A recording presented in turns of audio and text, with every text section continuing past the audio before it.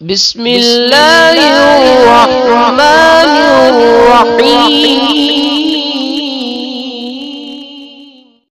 بسم اللہ الرحمن الرحیم۔ السلام علیکم ورحمۃ اللہ وبرکاتہ۔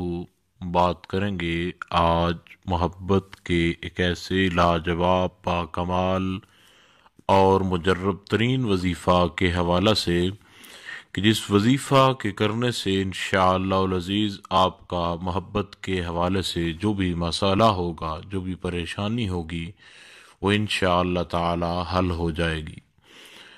سب سے پہلے تو آپ کے لیے ہم خصوصی طور پر یہ دعا بھی کرتے ہیں کہ اللہ تعالیٰ آپ کو اس وظیفہ کے کرنے سے کامیابی عطا فرمائے، اور جس بھی مقصد کے لیے آپ ہمارے چینل سے جو بھی وظیفہ کریں، خالق لم یزل آپ کو اس وظیفہ کے کرنے سے کامیابیاں عطا فرمائے۔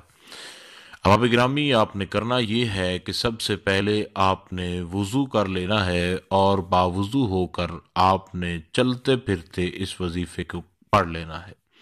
یہ وظیفہ جمعۃ المبارک کے دن، خاص طور پر جمعۃ المبارک کے دن جب جمعہ کی نماز ادا کر لیں، یا نماز ظہر جب آپ ادا کر لیں تو اس کے بعد آپ کریں۔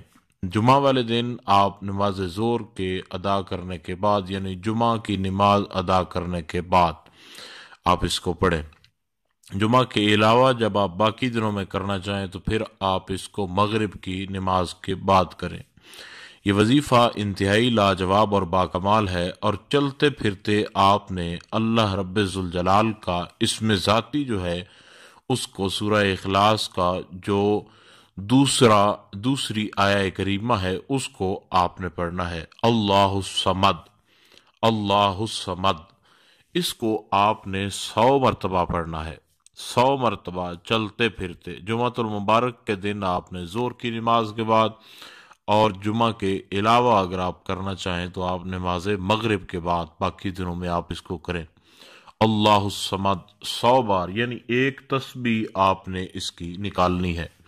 جب آپ اس کو پڑھیں تو ذہن میں اپنی حاجت رکھیں، محبت کے حوالے سے ہو یا کوئی بھی آپ کو پریشانی وغیرہ ہو تو آپ اس کو کریں انشاءاللہ تعالی۔ محبوب 7 سمندر پار ہو یا آپ کے قریب ہو، انشاءاللہ تعالی اس وظیفہ کے کرنے سے وہ نہ صرف تڑپے گا بلکہ آپ کی ہر بات جو ہے وہ بھی مانے گا، اور انشاءاللہ تعالی جتنا بھی پرانا، جتنا بھی برا گمبھیر قسم کا محبت کے حوالے سے مسئلہ ہے آپ کریں، انشاءاللہ تعالی آپ کو کامیابی ہوگی۔ اور ہماری آخر میں بھی آپ کے لیے بالخصوص یہ دعا ہے کہ خالق کائنات آپ کو اس وظیفہ کے کرنے سے کامیابی عطا فرمائے، اور جس بھی مقصد کے لیے آپ کریں ذہن میں رکھ کر صرف کریں، کسی قسم کی اجازت کی اس کی ضرورت نہیں ہے، صرف محبوب کو ذہن میں رکھیں یا اپنے معاملے کو ذہن میں رکھیں اور وظیفہ کرتے جائیں، انشاءاللہ تعالی آپ کو کامیابی ملے گی۔ اللہ تعالی آپ کو کامیابی عطا فرمائے۔ خدا حافظ۔